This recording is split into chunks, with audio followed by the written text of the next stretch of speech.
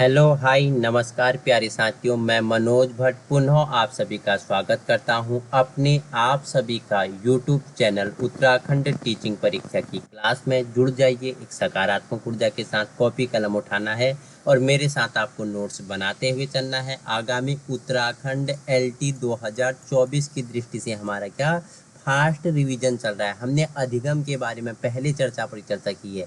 हमने स्किनर पढ़ा है, थॉर्नडाइक पढ़ा है, हमने पावलॉक पढ़ लिया है, जीन पियाजे पढ़ लिया है। ठीक है, अधिगम वक्र के बारे में हमने अलग अलग वीडियो, सभी आपकी 40 से 50 मिनट की वीडियो है।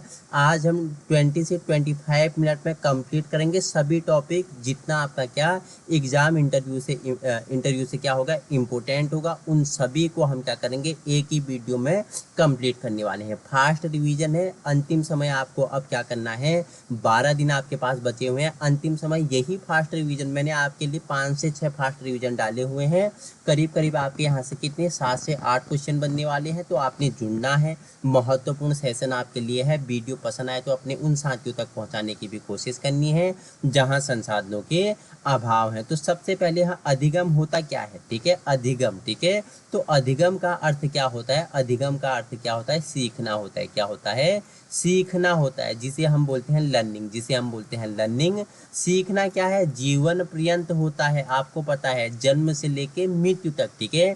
जब ये बालक क्या होता है, गर्भ में होता है, गर्भ से लेके, ठीक है, जब वो क्या करता है, अंत समय चिता में जाता है, तब तक उसका क्या रहता है, तो ये सीखने का कार्य जीवन पर्यंत रहता है। ये क्या है, ये क्या है, क्रमिक होता है, चलता रहता है। तो सीखना लर्निंग क्या है, शाब्दिक अर्थ सीखना होता है। अधिगम हम बोलते हैं इसे मनोविज्ञान की भाषा में, ठीक है। व्यवहार में जो वांछित परिवर्तन होता है वही क्या है, अधिगम है। इंपॉर्टेंट है, देखो, एक है व्यवहार में परिवर्तन भी अधिगम है, लेकिन अगर सबसे उपयुक्त की परिभाषा की बात करें तो जहाँ व्यवहार में वांछित परिवर्तन आ जाएगा वो आपका क्या हो जाएगा, लर्निंग हो जाएगा, वो आपका क्या हो जाएगा, अधिगम हो जाएगा, ठीक है।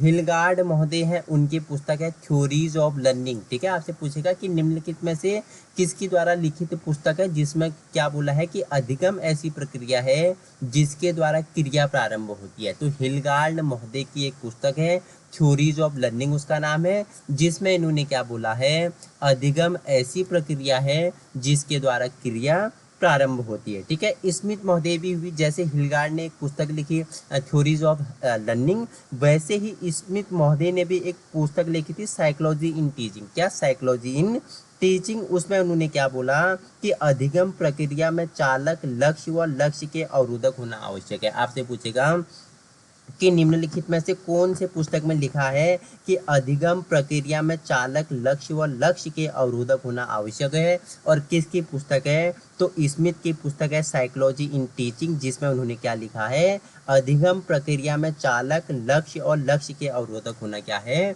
आवश्यक है। समझ में आ गया अधिगम, अधिगम का अर्थ तो आपके लिए इंपॉर्टेंट होते हैं, अधिगम के सोपान आपके लिए इंपॉर्टेंट होते हैं। आप याद रख सकते हैं NGRSIACS, तो ये आप इसे क्या ऐसे फार्मूला बना के याद रख सकते हैं। एन मतलब क्या होता है, नीड, आवश्यकता, जिसे अभिप्रेरणा बोलते हैं, प्रेरक बोलते हैं, ठीक है। जी क्या होता है, गोल होता है, उद्देश्य आपका क्या है, ठीक है।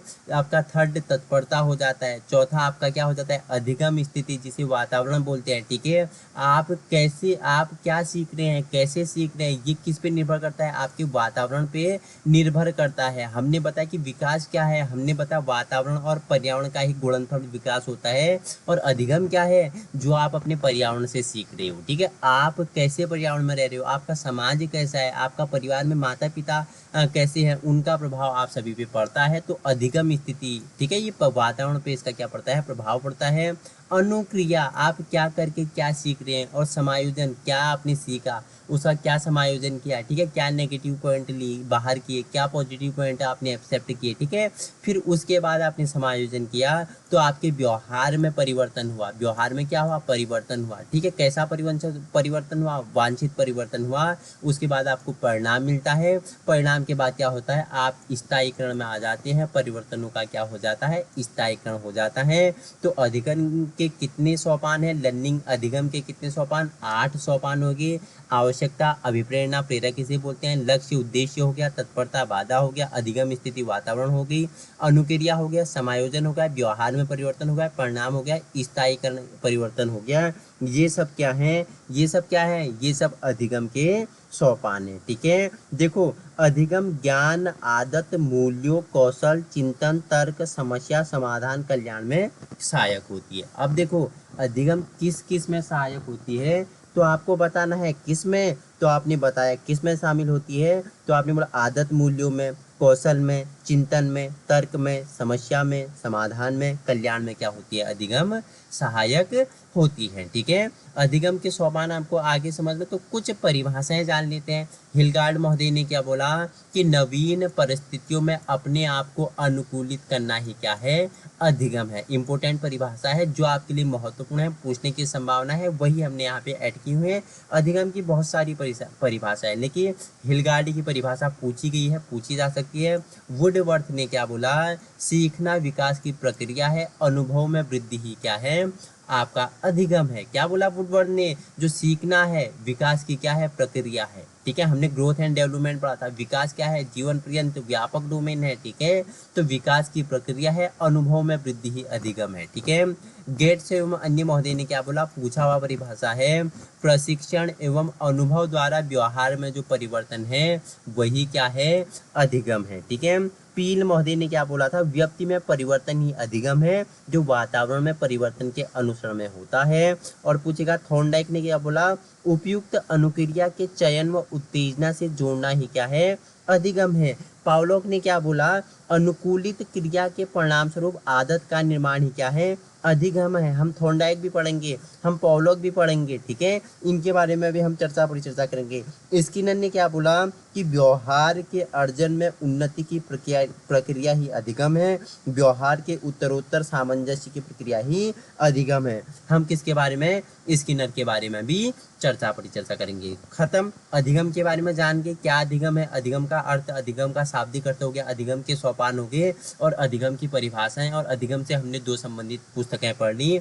अब अधिगम वक्र क्या होता है, ठीक है, तो अधिगम वक्र क्या होता है, वक्र से क्या होगा, ग्राफ। आप समझ में आ गया, बहुत ही इजी कॉन्सेप्ट है, आपके लिए इजी कॉन्सेप्ट में मैं आपके लिए लाया हुआ हूँ। सीखने की व्यवहार में होने वाले परिवर्तनों की मात्रा को ग्राफ द्वारा आप प्रदर्शित करते हैं, वही क्या है, अधिगम है। ठीक है, देखो आप ग्राफ द्वारा सीखने की मात्रा को ऐसे प्रदर्शित करते हैं, यही क्या है, अधिगम वक्र है। गेट्स एवं अन्य महोदय ने क्या बोला कि सीखने की मात्रा, गति, उन्नति व अवनति को व्यक्त ग्राफ के रूप में प्रदर्शित करना क्या है, अधिगम वक्र कहलाता है।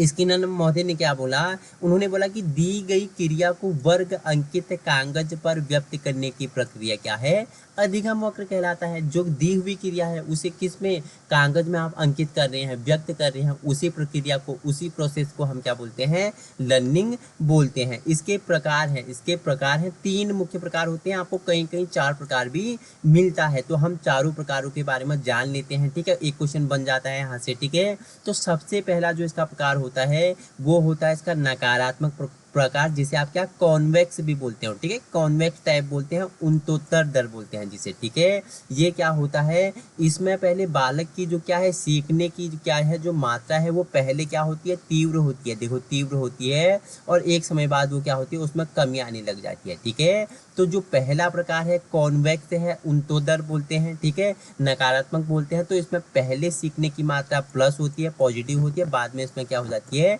माइनस हो जाती है। तो ये अच्छा नहीं है। तो सबसे अच्छा होता है आपका क्या, आपका सकारात्मक प्रभाव होता है, जिसे कॉनकेव बोलते हैं, जिसे क्या बोलते हैं, कॉनकेव टाइप बोलते हैं, नतोत्तर प्रकार बोलते हैं, सबसे अच्छा होता है। ठीक है, पहले इसमें क्या होती है, सीखने की जो शुरुआत होती है धीरे धीरे धीरे धीरे धीरे होती है, और ये क्या होती है, फिर बढ़ते रहती है, बढ़ते रहती है, बढ़ते रहती है। ठीक है, पहले शुरुआत में धीमी होती है, बाद में तेज होता है, ये क्या है, सकारात्मक सबसे बेटर है। ठीक है, आपसे पूछेगा कि बालक में क्या हो रहा है, कि ज्ञान का निर्माण पहले धीरे हो रहा है, बाद में तेज हो रहा है, तो यह अधिगम वक्र का कौन सा प्रकार है? तो सकारात्मक प्रकार है, जिसे कॉनकेव नतोत्तर भी कहते हैं। ठीक है।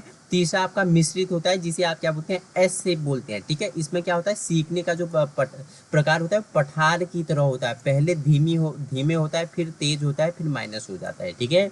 बालक पहले क्या बहुत ही कम गति से सीखता है, धीरे सीखता है, फिर वो तेज सीखता है, उसके बाद धीमे आता है, इसमें पठार बनता है। ठीक है। जिसे मिश्रित प्रकार या एस शेप बोलते हैं। ये 3 प्रकार आपके मुख्य हैं। एक प्रकार आपका चौथा हो जाता है, जिसे सरल रेखीय बोलते हैं। इसमें क्या होती है? सीखने की गति एक समान होती है। ठीक है। देखो चित्र के माध्यम से आप इजीली समझ जाओगे कि सीखने की गति इसमें क्या होती है? एक समान होती है। ठीक है। तो सबसे अच्छा कौन है? तो कॉनकेव होता है। ठीक है। हमने अधिगम वक्र हमने पढ़ लिया। अब हम परिचर्चा करने वाले हैं अधिगम का जो महत्वपूर्ण सिद्धांत है। ठीक है। जो आपके सिलेबस में है। ठीक है। ये सभी आपके सिलेबस में है, महत्वपूर्ण होने वाला है। क्या आपके लिए? थॉर्नडाइक महत्वपूर्ण होने वाला है। ठीक है। थॉर्नडाइक कहाँ के मनोवैज्ञानिक थे? मुझे बताइए फटाफट, कहाँ के मनोवैज्ञानिक थे? अमेरिका के मनोवैज्ञानिक थे। ठीक है। इनकी पुस्तक है शिक्षा मनोविज्ञान, 1913 में प्रकाशित होती है। इन्होंने कितने? 3 मुख्य नियम बताए और 5 इन्होंने गौण नियम बताए। ठीक है।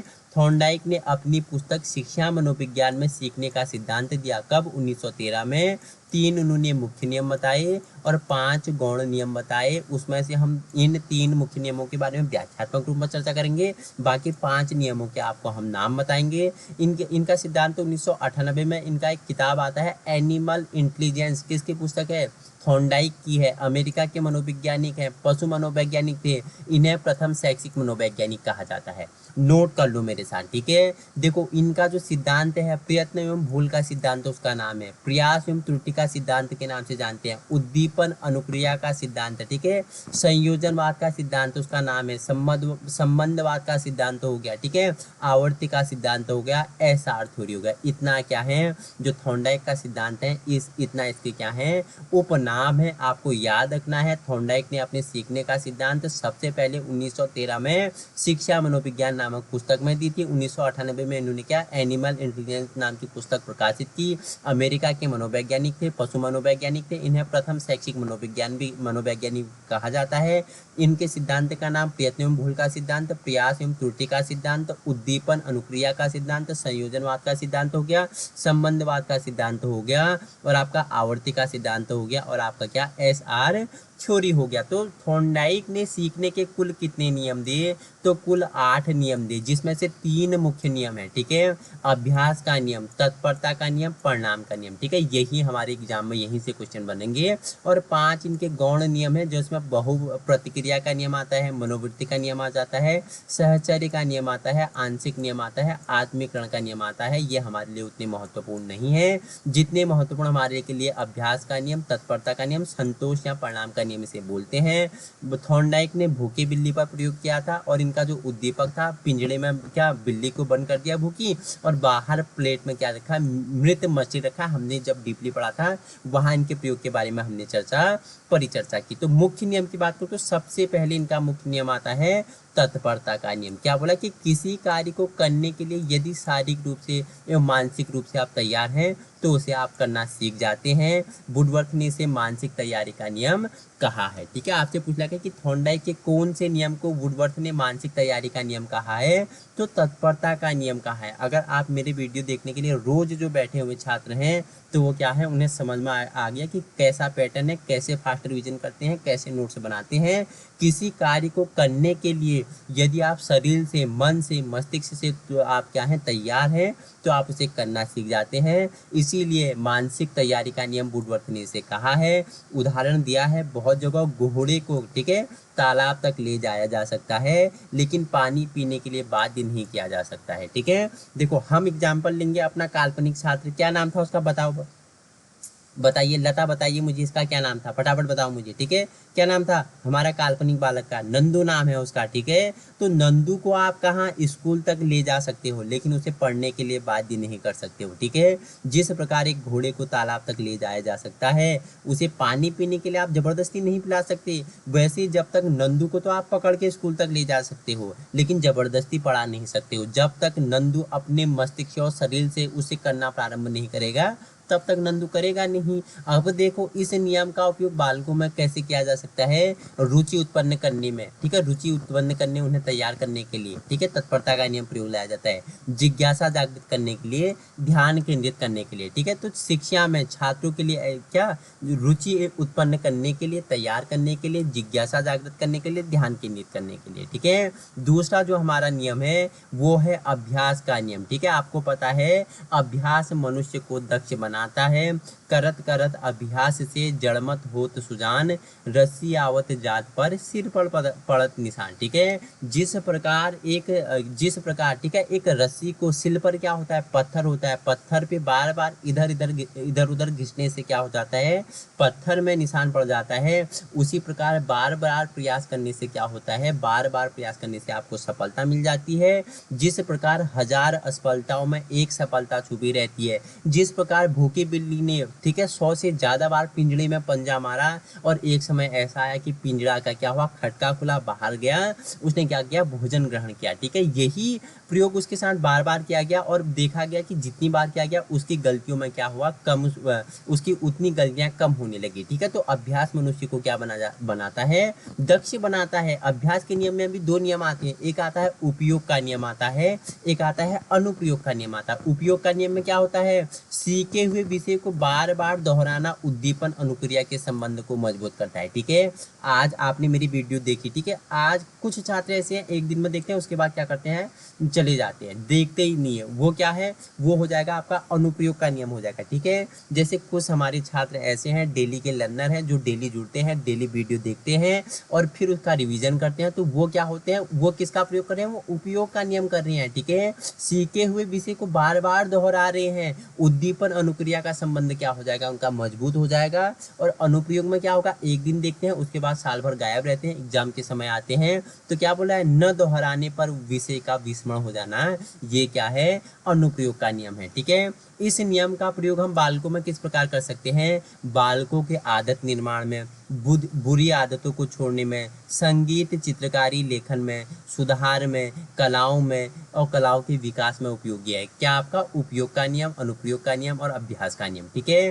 तीसरा जो इनका महत्वपूर्ण नियम है जिसे परिणाम या प्रभाव का नियम बोलते हैं, इसे ही संतोष का नियम भी कहा जाता है। इसमें क्या होता है, क्रिया या कार्य करने के बाद यदि संतुष्टि प्राप्त हो जाती है तो उसे करना सीख लिया जाता है, अन्यथा नहीं, ठीक है। आप आज एलटी की तैयारी कर रहे हैं, मेरे साथ जुड़े हुए हैं, दिन रात एक कर रहे हैं, मैं आपके लिए पूरी मेहनत कर रहा हूँ, मैं आपके लिए, ठीक है, रात एक कर रहा हूँ, आपके लिए क्या कंटेंट दूँ, ठीक है, और आपका रिजल्ट अच्छा है इसलिए, ठीक है। तो परिणाम या प्रभाव का नियम, आपने क्रिया किया और आपको क्या, आपका परिणाम अच्छा आया, आपको संतुष्टि मिल गई, ठीक है। अगर नहीं मिल, अगर आपने मेहनत की, मेहनत करने पे सबको परिणाम अच्छा मिलता है ऐसा नहीं है, ठीक है। मेहनत जो करेगा, कर्म जो करेगा उसका फल अच्छा होता है, मीठा होता है, ये बात आपको याद रखना, चाहे देर से ही भली, ठीक है। तो जो आपका क्या है, परिणाम का नियम है, संतोष का नियम है, उस नियम का प्रयोग की बात करूं तो अभिवृत्ति व क्या मनोभाव का विकास करने में उपयोगी है, क्रोध व ईर्ष्या को, संवेग को दूर करने में उपयोगी है आपका परिणाम का नियम,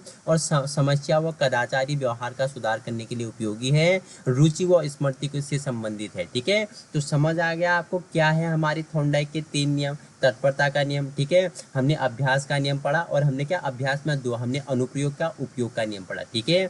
अनुप्रयोग और उपयोग का नियम हमने पढ़ा और उसके बाद हमने संतोष का नियम पढ़ा। तो ये आपका क्या हो गया, आपके थॉर्नडाइक महोदय कंप्लीट हो गए, ठीक है। देखो अब हम परिचर्चा करेंगे किसके बारे में, हम एस प्रकार थ्योरी, क्या है एस प्रकार थ्योरी, पावलोव का अनुबंधन सिद्धांत, ठीक है।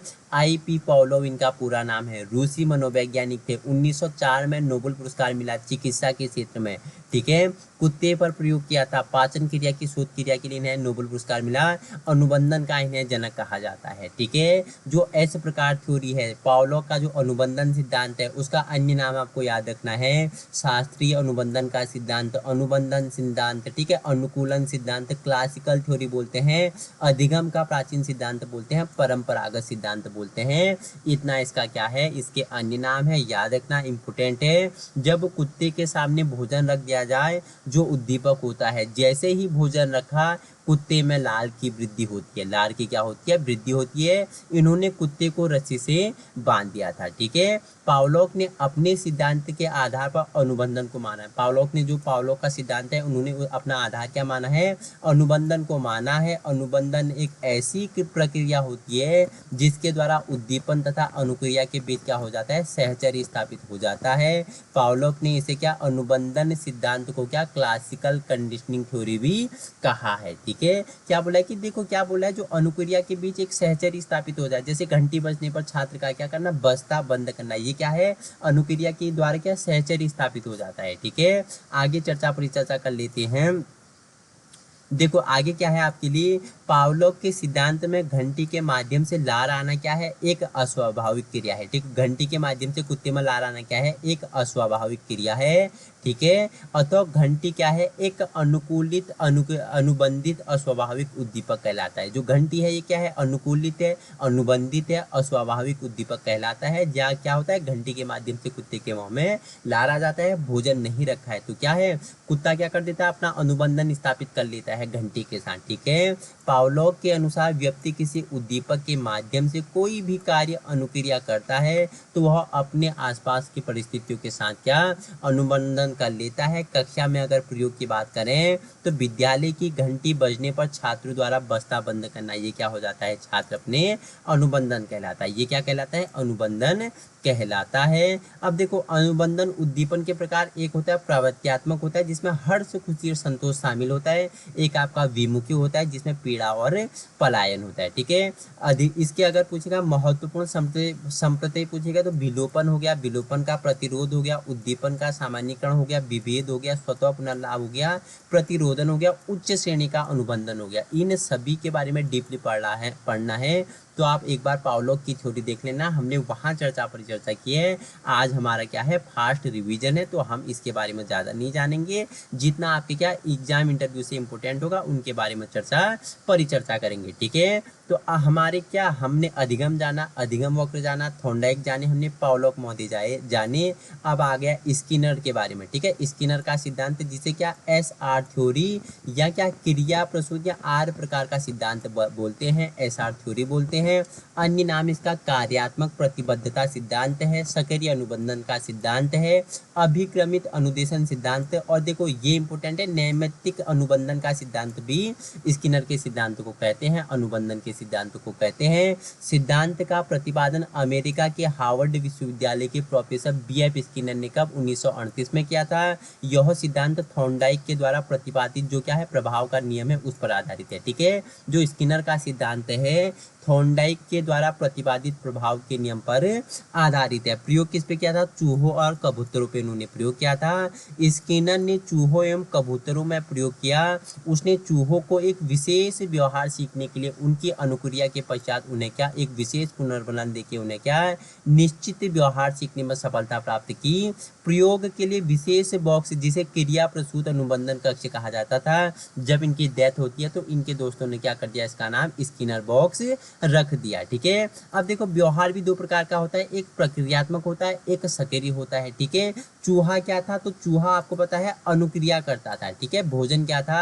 भोजन क्या था? पुनर्बलन था। ठीक है, रेनफोर्समेंट था। ठीक है, पुनर्बलन था। पुनर्बलन शब्द की उत्पत्ति जन्म प्रतिपादन किसने किया? तो CL हेन ने किया। पुनर्बलन भी दो प्रकार का होता है, एक सकारात्मक एक नकारात्मक। सकारात्मक मतलब कि धनात्मक और नकारात्मक मतलब ऋणात्मक। सकारात्मक मतलब कि अगर आपको क्या कोई कार्य कर रहे हैं तो आप उसमें धनात्मक मिलेगा तो आप और उत्साहित होते हो और करते हो। ऋणात्मक होते हो आप क्या निराशाजनक हो जाते हो। ठीक है, अधिगम क्रमिक होता है, प्रभाव के नियम पर आधारित है, अनुक्रिया उद्दीपक होता है अधिगम। ठीक है, व्यवहार के दो प्रकार हमने बताया, एक होता है प्रक्रियात्मक होता है, एक सक्रिय होता है। पुनर्बलन का सिद्धांत हमने बताया कि किसने? CL हन ने, क्लार्क L हन ने दिया था। अब जानते हैं हम क्या जो क्या है क्रिया प्रसूत अनुबंधन का शिक्षा में क्या महत्व है। इसका प्रयोग बालकों के शब्द शब्द भंडार में क्या कर सकते हैं, ठीक है। बालकों के शब्द भंडार को बढ़ाने में क्रिया प्रसूत अनुबंधन सिद्धांत का इसका क्या शिक्षा के क्षेत्र में महत्व है। शिक्षक इस सिद्धांत के द्वारा सीखे जाने वाले व्यवहार को स्वरूप प्रदान करता है।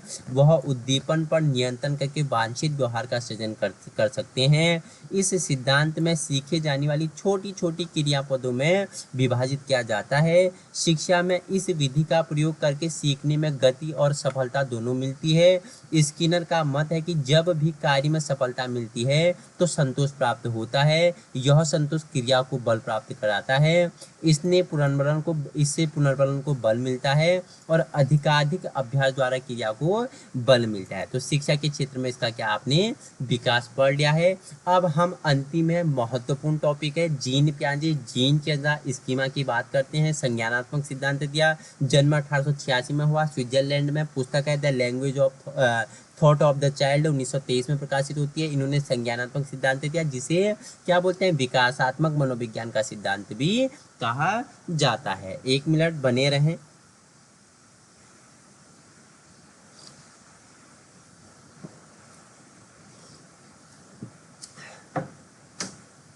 तो देखो जीन पियाजे की हम बात कर रहे हैं। जीन पियाजे के आपको पता है कि टेट वाले एग्जाम में यूटेट हो सीटेट हो, ठीक है, शिक्षक से संबंधित कोई भी एग्जाम है 2-3 क्वेश्चन बने नहीं तो जीन पियाजे ऐसा हो ही नहीं सकते। जीन पियाजे के यहाँ से क्वेश्चन बनते हैं। तो जीन पियाजे कौन है, ठीक है। जीन पियाजे ने अपने बच्चों पे प्रयोग किया था, आपको पता है, ठीक है। इनके बच्चों के नाम बताना, इनके 3 बच्चों के नाम आप मुझे बताना कि जीन पियाजे के 3 बच्चों का नाम क्या है।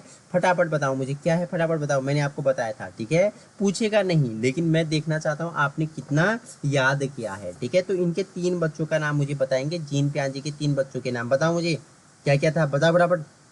लॉरेंट था, ल्यूसीन था, जैकलीन था, ठीक है। इनकी एक पुस्तक आती है बाल चिंतन की भाषा, इनकी पुस्तक है। इन्होंने बोला बालक वातावरण के साथ संबंध बनाते हुए समझ का विकास करता है। वह बच्चा अपने मन का निर्माण सक्रिय रूप से करता है। तो आइए जानते हैं। इनका जन्म 1886 में होता है, स्विट्जरलैंड के मनोवैज्ञानिक है। पुस्तक आती है इनकी the language of thought of the child 1923 में प्रकाशित होती है। जीन पियाजे का संज्ञानात्मक सिद्धांत के नाम से आप कॉग्निटिव डेवलपमेंट, क्या कॉग्निटिव थ्योरी, ठीक है, संज्ञानात्मक सिद्धांत। जीन पियाजे ने जो ये संज्ञानात्मक सिद्धांत है इसे विकासात्मक मनोविज्ञान का जनक भी कहा जाता है। संज्ञान क्या होता है, संज्ञान क्या होता है, प्राणी का वह व्यापक और स्थायी ज्ञान है जिसमें वह वातावरण के माध्यम से प्राप्त करता है, ठीक है। जो क्या है, जो संज्ञान है वह क्या है, वह व्यापक और स्थायी ज्ञान है जिसमें वह वातावरण के माध्यम से ज्ञान प्राप्त करता है। संज्ञान विकास शैशवावस्था से प्रारंभ होकर जीवन पर्यंत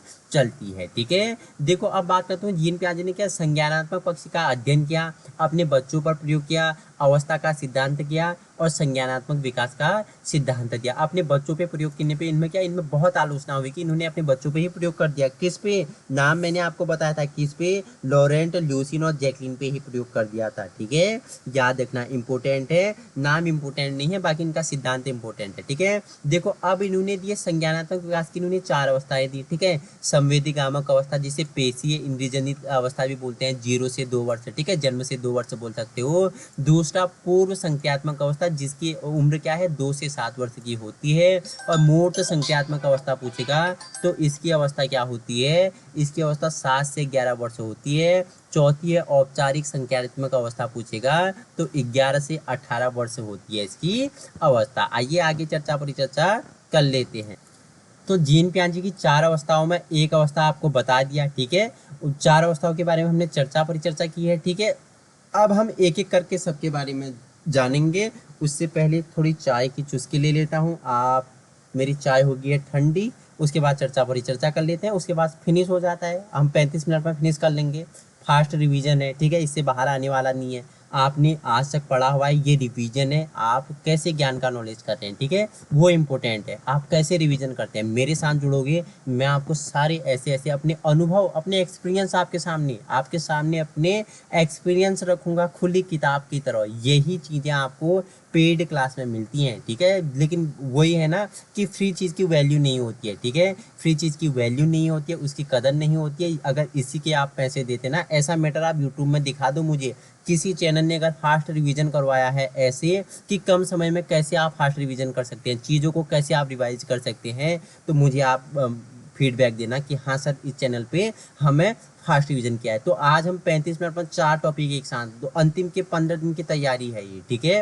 रिवीजन करना है, तनाव नहीं लेना है, आपका एग्जाम बहुत अच्छा जाने वाला है, ठीक है। बाकी 8 अगस्त को आपको पता है कि कोर्ट का आदेश आने वाला है, एग्जाम तो होना ही है, ठीक है। एग्जाम पीछे जाने वाला नहीं है, होने वाला है, बिल्कुल खुशी खुशी एग्जाम देना है। और क्या करना है, उस पोस्ट को छीनना है, ये मिलेगी नहीं, छीनना पड़ता है, ठीक है। पद पोस्ट छीननी पड़ती है, किससे छीनोगे, मेहनत से छीनोगे। आज मेहनत कर लोगे ना, अपने भविष्य को लिख डालोगे, ठीक है। तो 1 मिनट, उसके बाद हम चर्चा परिचर्चा करते हैं चारों अवस्थाओं के बारे में।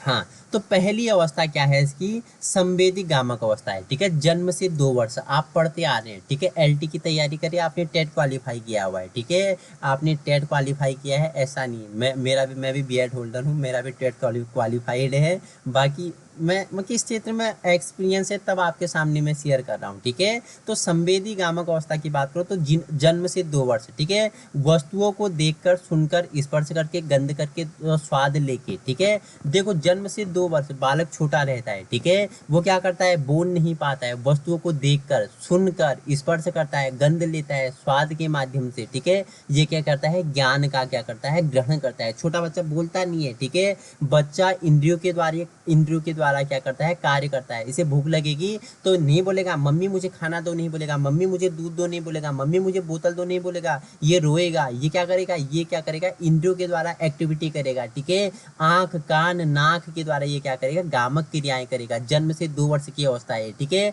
परिचितों के प्रति मुस्कान होता है, अपरिचितों के प्रति भय की ये क्या करता है, झलक दिखती है इसमें, ठीक है। मेरी लड़की है, लड़की ना, जब वो अभी तो 2 साल की है, तो उसमें क्या है, जब मैं एक दिन दिल्ली को जा रहा था, बस पे बैठा था, तो उसे भूख लग गई, तो मैं तो सो गया था। वो क्या होता है, उसने मेरी दाढ़ी खींची, जोर से दाढ़ी खींची, मेरी दाढ़ी खींचने लगी। तो वो क्या करते हैं, देखो बच्चा क्या करता है, स्पर्श या तो रोएगा या क्या करेगा, अपने इंद्रियों से आपको क्या करेगा, संकेत देता है। जन्म से 2 वर्ष वस्तुओं को देखकर, सुनकर, स्पर्श करके, गंध करके, स्वाद के माध्यम से ज्ञान ग्रहण करके वो क्या करता है, ज्ञान का निर्माण करता है। परिचितों के प्रति क्या करेगा, हंसेगा, मुस्कुराएगा। उसके आप बोलोगे ना बच्चा आजा मेरे साथ, आजा मेरी गोदी में, अगर बच्चा आपको जानता है, आप परिचित हो, तो आपकी गोदी में आ जाएगा। अगर नहीं हो तो वो क्या करेगा, भय प्रदर्शित करेगा, ये कहीं मुझे नुकसान तो नहीं पहुंचा देगा, ठीक है। समझ गया आप पहली अवस्था कौन सी है, जन्म से 2 वर्ष वस्तुओं को देखकर, सुनकर, स्पर्श करके, गंध करके, स्वाद के माध्यम से, इंद्रियों के द्वारा, ठीक है। आंख, कान, नाक, गामक क्रियाओं द्वारा, परिचितों के प्रति मुस्कान, अपरिचितों के प्रति, भय के प्रति ये क्या करता है, अपने क्या करता है, ज्ञान का निर्माण करता है। आपको क्या देता है, संकेत देता है। आपने आज तक जीन प्याजी पढ़ा है, लेकिन इतने कम टॉपिक में देखो 4 पॉइंट में आप जीन प्याजी की पहली अवस्था समझ गए हैं। किताबी भाषा आपको क्या लंबी लंबी लपेट देती है, तो किताबी भाषा में फंसना नहीं है, अच्छे से हमारे साथ जुड़ के आपको क्या करना है, समझना है। 0 से 2 वर्ष समाप्त। दूसरी अवस्था है पूर्व संक्रियात्मक अवस्था, इसे बोलते हैं, ठीक है। पूर्व संक्रियात्मक अवस्था इसे बोलते हैं। देखो 2 से 7 वर्ष, इस अवस्था में क्या होता है, इस अवस्था में बालक पड़ोसी बच्चों के साथ खेल खेलने लग जाता है, ठीक है। शब्दों व प्रतीकों का प्रयोग करता है, प्रतीकात्मक खेल खेलता है, खिलौने की आयु भी बोलते हैं, ठीक है। देखो हमने वहाँ बाल्य अवस्था को भी, चाइल्डहुड को हमने खिलौनों की अवस्था पढ़ी थी, ठीक है। तो वहाँ बाल्य अवस्था खिलौनों की आयु, यहाँ जो पूर्व संक्रियात्मक अवस्था में इसे क्या खिलौनों की आयु कहा जाता है। इस दौरान बालक में भाषा का विकास प्रारंभ हो जाता है। भाषा का विकास क्या पूछेगा कि बालक का भाषा का विकास किस अवस्था में, जीन प्याजे के किस अवस्था में प्रारंभ हो जाता है, तो पूर्व संक्रियात्मक अवस्था 2 से 7 वर्ष, वस्तु स्थायित्व का भाव आने लगता है। ये वस्तु स्थायित्व का इसमें भाव आने लग जाता है। 2 से 7 वर्ष में निर्जीव वस्तुओं में सजीव चिंतन करने लगता है, जिसे जीववाद कहते हैं, ठीक है। जो निर्जीव वस्तुएं हैं उनमें क्या बोलता है, सजीव चिंतन करने लग जाता है बालक। 2 से 7 वर्ष में, जीवात कहते हैं इसे, ठीक है। प्रतीकात्मक सोच पाई जाती है, अनुकरणशीलता, अनुकरण मतलब नकल करना, ठीक है, दूसरों की नकल करना इसमें आ जाती है, ठीक है। शिशु अहमवादी होता है, दूसरों को कम महत्व देता है, ठीक है। अहमवादी मतलब आजकल की अगर लैंग्वेज में इसमें बोलता है कि शिशु एटीट्यूड में आ जाता है, एटीट्यूड में आ जाता है, अहमवादी होता है, ठीक है। मैं ही हूँ सब कुछ, छोड़ आजा इधर आ, मैं हूँ सब कुछ है, मुझे बताएगा, मुझे अकल देगा, चल हट, मैं बड़ा बन रहा है। अगर ज्ञान दोगे ना, वो बोला अपना ज्ञान दे रहा है, अपना बड़ा बन रहा है, एटीट्यूड, अहमवादी हो जाता है, ठीक है। पूर्व संक्रियात्मक अवस्था में 2 से 7 वर्ष की, ठीक है। 2 अवस्था कंप्लीट। तीसरी अवस्था कौन सी है? मूर्त संक्रियात्मक अवस्था है, 7 से 11 वर्ष, ठीक है। इस अवस्था में बालक चिंतन व तर्क करना, चिंतन तर्क जहां आ जाएगा मतलब कि गणितीय उसमें क्या हो जाता है, तर्क आने लगते हैं, चिंतन करना प्रारंभ कर देता है। कौन सी अवस्था में? मूर्त संख्यात्मक अवस्था में, 7 से 11 वर्ष इसकी आयु है।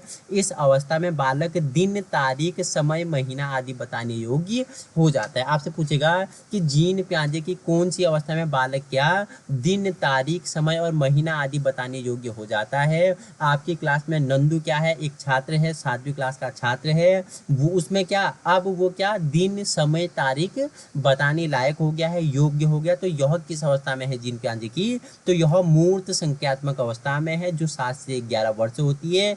वो सही अनुपात का अंतर, आकार, भार, क्रम आदि समझने लगता है, ठीक है। बताओ मुझे, 5 किलो रुई ज्यादा है या 5 किलो लोहा ज्यादा है? आप बताएंगे। 5 किलो रुई ली, 5 किलो लोहा लिया, उनमें से ज्यादा क्या है? तो इसमें बालक क्या सही अनुपात का अंतर, आकार, भार, क्रम आदि समझने लगता है। मूर्त चिंतन इसमें प्रारंभ हो जाता है, गणितीय तर्क ये करने लग जाता है। फिनिश आपका 7 से 11 वर्ष आपका मूर्त संख्यात्मक अवस्था भी कंप्लीट होगी। समझ गए, इजी भाषा में आपको समझाया हुआ है, ठीक है। उदाहरण देखिए, अब आपका अंतिम इसकी अवस्था है, क्या है? औपचारिक संख्यात्मक अवस्था है, जिसे अमूर्त भी बोलते हैं। 11 से क्या 18 वर्ष होता है, कहीं कहीं आपको 11 से 14, 14 से आगे 18 वर्ष तक मिल जाता है। 11 से 18 वर्ष आपका क्या होगा? राइट आंसर होगा। इस अवस्था में किशोरों में मूर्त के साथ साथ अमूर्त चिंतन करने योग्य भी हो जाते हैं, इस स्मरण, मनन आदि, ठीक है। किस अवस्था में? औपचारिक संख्यात्मक अवस्था में, ठीक है। कार्य को कारण समझना, कार्य में अंतर करना, किस अवस्था में? औपचारिक संख्यात्मक अवस्था में, ठीक है। इसे तार्किक अवस्था के नाम से भी जाना जाता है। इसे क्या? तार्किक अवस्था के नाम से जाना जाता है। जीन पियाजे की किस अवस्था को तार्किक अवस्था के नाम से जाना जाता है? किस अवस्था में बालक स्मरण मनन करने लग जाता है, कार्य को कारण समझने लग जाता है? तो औपचारिक संख्यात्मक अवस्था। आयु इसकी वर्ष उम्र क्या है? 11 से 18 वर्ष है। मानसिक योग्यताओं का पूर्ण विकास होने लगता है और परिकल्पनात्मक चिंतन इसमें पाया जाता है। तो चारों एज आपके हमने पढ़ लिए। इजी शब्दों में किताब में आपको समझने में थोड़ी कठिनाई होगी, तो आप यहाँ से समझेंगे तो आप इजीली समझाएंगे। 4 अवस्था आपके सामने बिल्कुल लड्डू की तरफ रोज दी है, ठीक है। जीन पियाजे ने आपको पता है, इन्होंने स्कीमा शब्द का प्रयोग किया था। स्कीमा क्या होता है? वातावरण द्वारा अर्जित संपूर्ण ज्ञान का संगठन ही क्या है? स्कीमा है। क्या है? वातावरण द्वारा अर्जित संपूर्ण ज्ञान का संगठन क्या है? स्कीमा है। किसने प्रयोग किया? जीन पियाजे ने प्रयोग किया था, ठीक है। अब कुछ आपके लिए नोट है, विशेष महत्व तत्व है, ठीक है। पियाजे के अनुसार सीखना क्रमिक और आरोही होता है। पियाजे ने क्या बोला? जो अधिगम है, जो सीखना है, ये क्या है? क्रमिक और आरोही होता है। संतुलीकरण व अनुकूलन परिस्थितियों के निर्माण पर इन्होंने बल दिया। बाल केंद्रित शिक्षा व स्व अधिगम, सेल्फ लर्निंग, ठीक है, सेल्फ लर्निंग पर बल देते हैं, ठीक है। बाल केंद्र मतलब चाइल्ड सेंटर एजुकेशन एंड क्या सेल्फ लर्निंग पे क्या देते हैं? बल देते हैं, फोर्स करते हैं। तार्किक कानून पर बल दिया इन्होंने। बुद्धि के विकासात्मक पहलू पर ध्यान दिया। तो हमारे जीन पियाजे भी हमारे क्या हो गए? कंप्लीट हो गए हैं। हमने किसके बारे में? हमने महत्वपूर्ण वीडियो हमने किसके बारे में? अधिगम के बारे में चर्चा परिचर्चा की, अधिगम वक्र के बारे में चर्चा परिचर्चा की, थॉर्नडाइक के बारे में, स्किनर के बारे में, पावलोव के बारे में हमने चर्चा परिचर्चा कर ली है। तो इसी प्रकार की वीडियो पाने के लिए, अपने सपनों को साकार करने के लिए हमारे साथ जुड़ जाना है। 18 अगस्त को जैसे ही आपका एलटी का एग्जाम हो जाएगा, उसके बाद हम क्या लेक्चरर की तैयारी करेंगे, हम क्या स्क्रीनिंग परीक्षा की तैयारी करवाएंगे। उसी के साथ आपका क्या लोअर पीसीएस और एसआई की भी तैयारी एक साथ करने वाले हैं। जुड़ना है और यूटेट की भी तैयारी करने वाले हैं, जुड़ जाना है आपको। और हाँ, जो पढ़ाने के लिए इच्छुक है, ठीक है, जो अच्छा पढ़ा सकता है वो हमसे संपर्क कर सकता है। वो अपने साथ अपना यूके टीचिंग परीक्षा, उत्तराखंड टीचिंग परीक्षा के क्लास में जुड़ सकते हैं। शिक्षा सभी के लिए है, हमें उन लोगों तक पहुंचाना है, हमें ऐसी टीम, ऐसे सदस्यों का निर्माण करना है जो उन लोगों तक पहुंचाए जहां संसाधनों के अभाव है। ठीक है, बिल्कुल निःशुल्क शिक्षा प्रदान करेंगे हम। पीडीएफ आपको टेलीग्राम में मिल जाएगी यूके टीचिंग परीक्षा के। बाकी मैं सब समय मिलते ही वीडियो के डिस्क्रिप्शन में भी इसका लिंक लगा दूंगा। वीडियो पसंद आए तो आपको भी हमारे मेहनत को क्या करना है, अप्रिशिएट करना है और अपने साथियों तक पहुंचाना है वीडियो को। Thank you so much.